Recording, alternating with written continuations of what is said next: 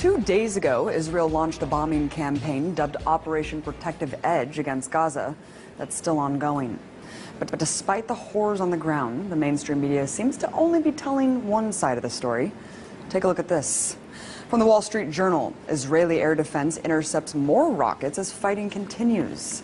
And the LA Times goes on to declare that Palestinian rockets reach farther into Israel. And lastly, the New York Times makes it seem like there's an equal playing field by stating Israel and Hamas simply exchange fire.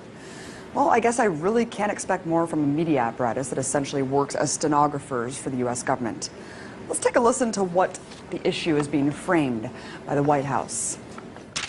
We strongly condemn the continuing rocket fire into Israel and the deliberate targeting of civilians by terrorist organizations in Gaza. No country can accept rocket fire aimed at civilians, and we support Israel's right to defend itself against these vicious attacks.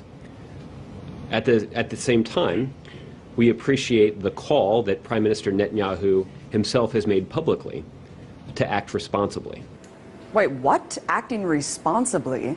I must be in the twilight zone, because to me, the collective punishment of an entire population is the opposite of responsible. So, what's the reality on the ground? Well, just in the last 24 hours, Israeli forces have conducted airstrikes that have struck 160 sites in Gaza, according to the IDF. In total, 550 sites have been bombed.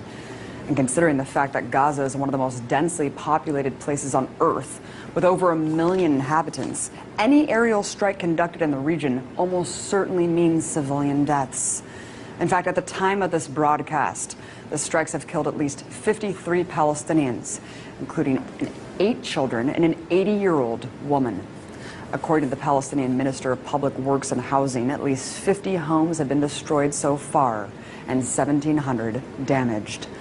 So when the IDF talks about hitting, quote, Hamas targets, remember that Hamas is the democratically elected leadership of Gaza, which could mean any government building or social services for Palestinians. So while the U.S. government can go on and on about Israel's right to defend itself, take heed of the increasing death toll in Gaza and the fact that no Israelis have yet died as a result of Hamas rockets. Look, I denounce deadly force on both sides. But it's important to not frame this as a cycle of violence that's equal. One is the colonizer oppressor, the other, the colonized oppressed.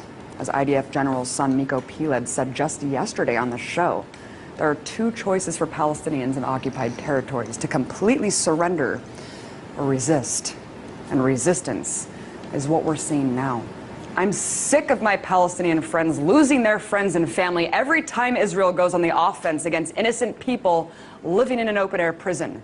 So if demolishing homes, conducting mass arrests, and bombing civilians is, quote, responsible, I shudder to think how many people have to die in order to define irresponsible.